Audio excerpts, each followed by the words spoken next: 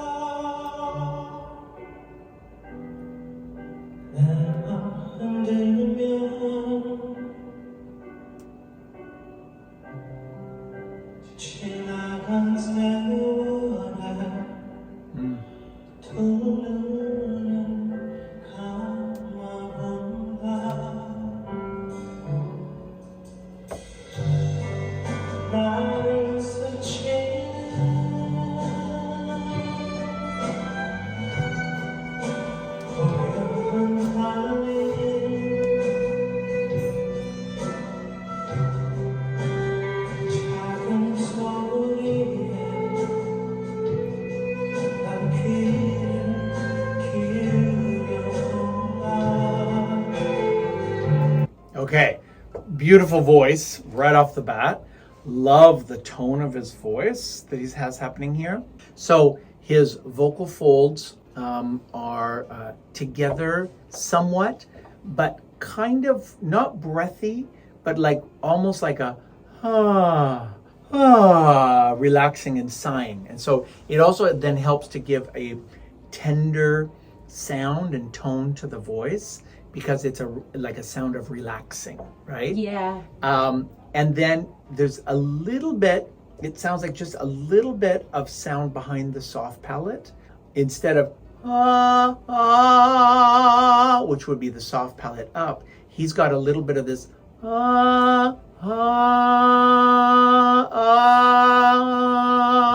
It's not through the nose, that would be very nasal, but just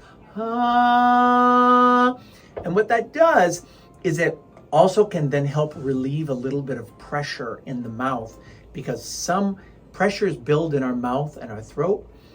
When the pressures is of air pressure underneath the vocal folds, we call that subglottal pressure.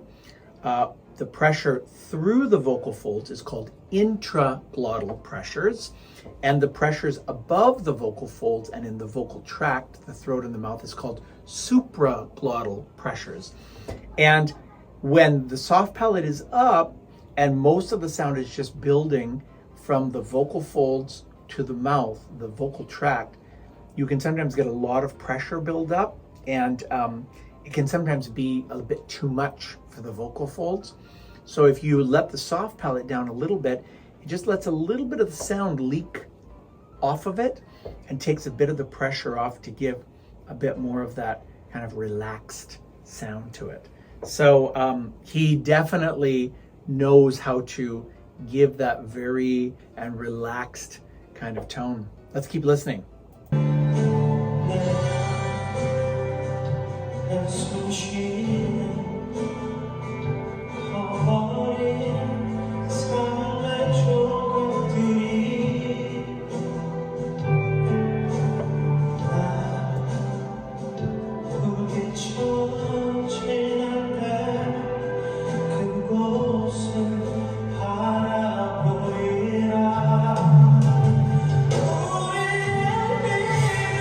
Ooh. To an A4. Ooh, nice.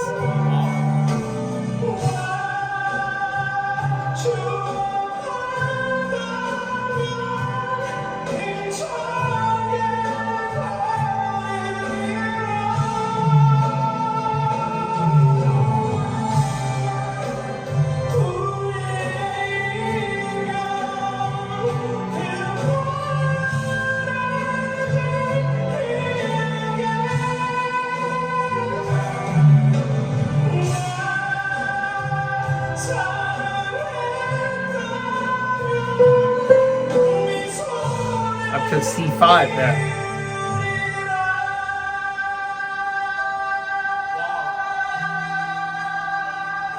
Okay, yeah, wow. So he really brings it out now, moving up into what we call mixed voice here. First, in first passage, then going into what's called the second passage at A4, getting up into C5 there, the top of the second passage. So what I hear here is now a little bit less air flowing through, what we would call that intraglottal pressure, a little bit more subglottal pressure. The vocal folds are pressing into each other a little bit more, resisting the air from flowing out as much. He still has, it sounds like, a little bit of that relaxed soft palate, so that not to the point of like an NG, but just And the other thing that I hear is that his tongue retracts just a little bit to make a little bit of a narrowing between, it's like if this is the back of his throat, the back of the pharynx, and the tongue can go forward and make a bigger space back here, or can just pull back a little bit. If we do it a lot, Kermit the Frog here, it sounds like a children's cartoon, Kermit the Frog, but just a little bit that,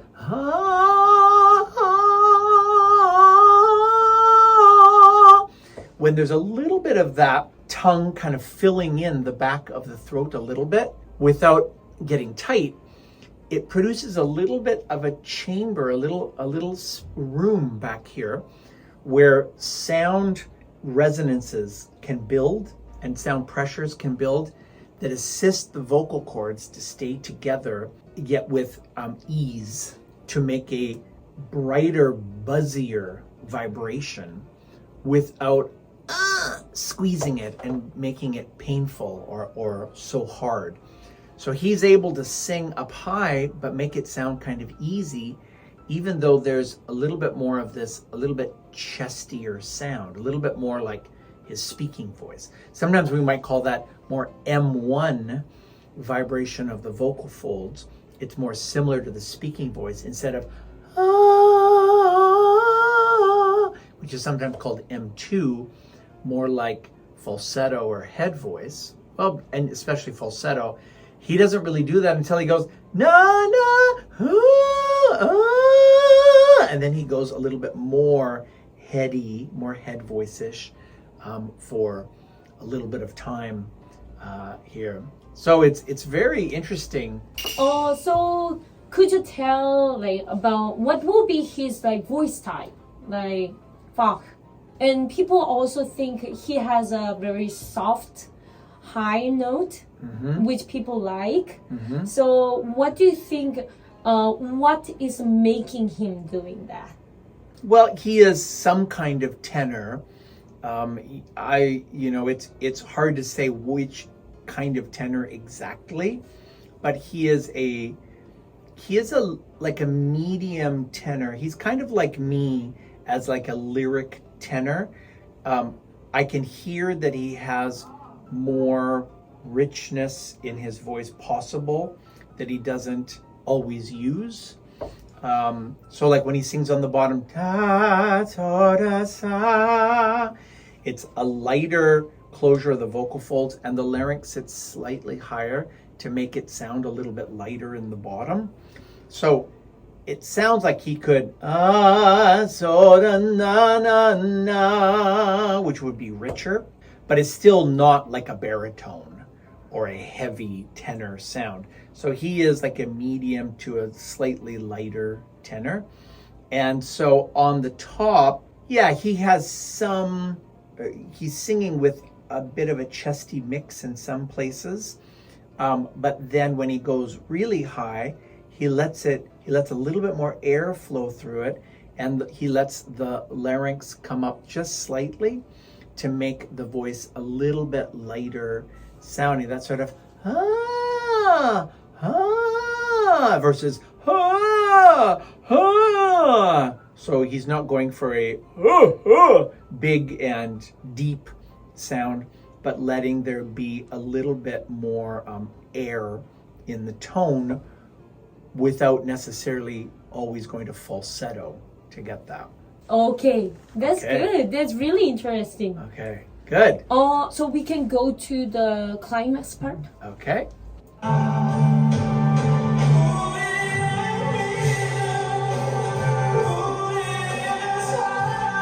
So like that part there, right? So that part is like a chestier mix, a little bit thicker vocal fold for like a lyric tenor, and then more a little bit headier mix for the higher notes there, you know?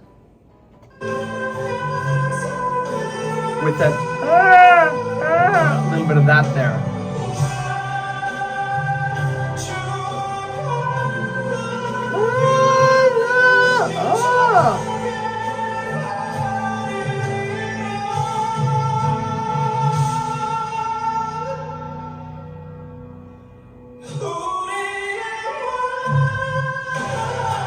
Nice.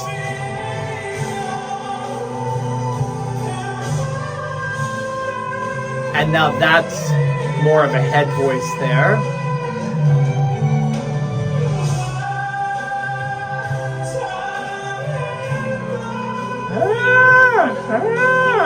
Tongue back a little bit, soft palate down a little bit.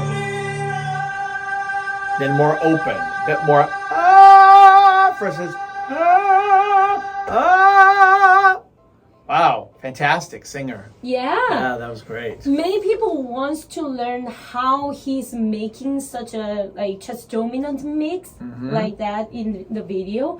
So what do you think? What will be his secret making those sound? To do the more chest dominant ones, yeah, would be to be able to add a little bit more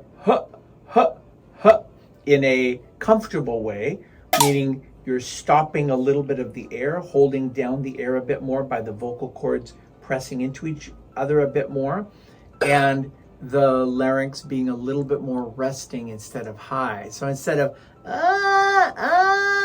I can press my vocal cords together, but if my larynx is high, it's a thinner sound. I can let my larynx rest a little bit more, but if I let more air through, it's a bit more fluffy, heady, light sound. But if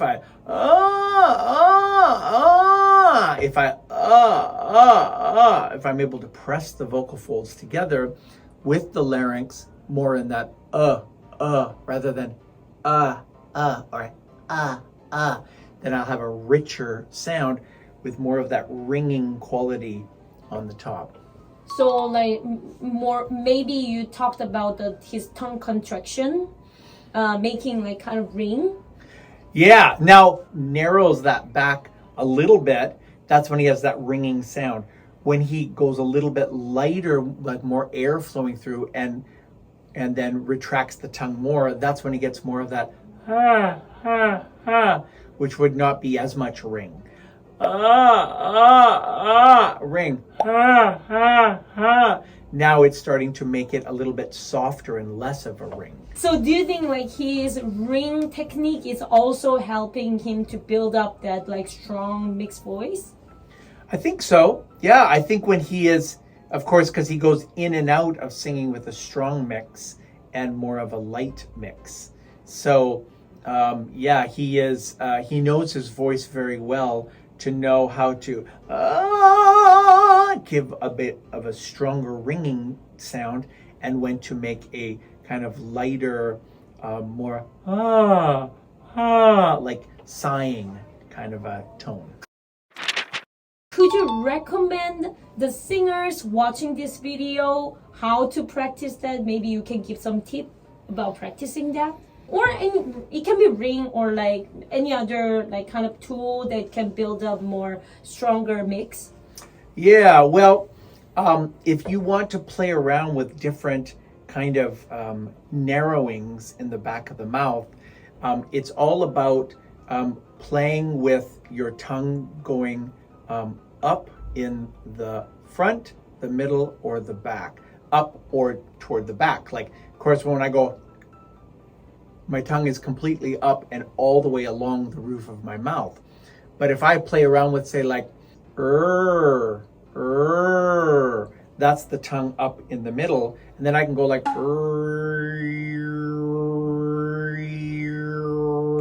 almost like doing Mongolian throat singing. Yeah. You know,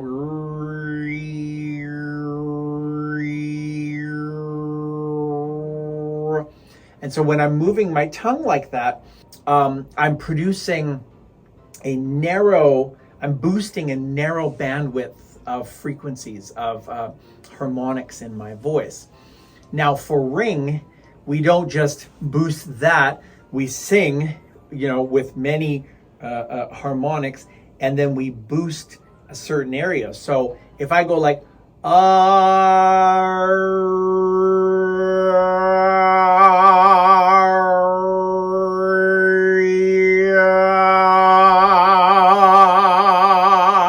I'm playing around with how that boosts different parts of my voice to try and find a little bit more ring.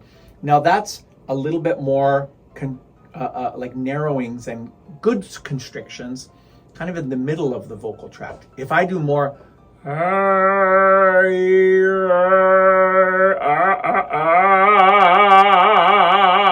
now that's more in the back of the tongue, bulging out a little bit.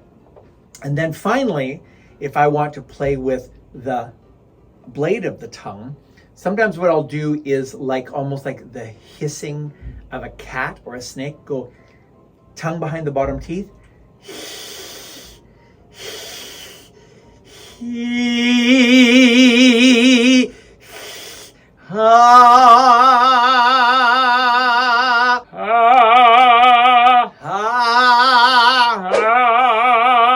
That's the middle. That's the back. That's the middle. That's the front. And so we can produce kind of different kinds of ringing and different kinds of boosts of the sound depending on where what is moving towards what. Is that the tongue and the pharynx moving towards each other, or is it the tongue and the hard palate moving towards each other? And in those narrowings is where then harmonics are boosted as we go. Always, though, when you're doing this, with a clear, buzzy sound from the vocal folds, like not or If it's breathy, you won't produce many harmonics from the vocal folds. So then there will be very few harmonics to find and boost because the signal here is very weak. So we want like and then to move the tongue and the lips and the jaw around to find different configurations that way. Almost the end. And I can see you're like controlling the back of the tongue instead of moving the tip of the tongue. Yes, the tip of my tongue is mostly staying close to the back of my bottom teeth. If I go, it stays there and then the tongue moves forward. But I can also have the tip of my tongue stay there on the back of my teeth and have the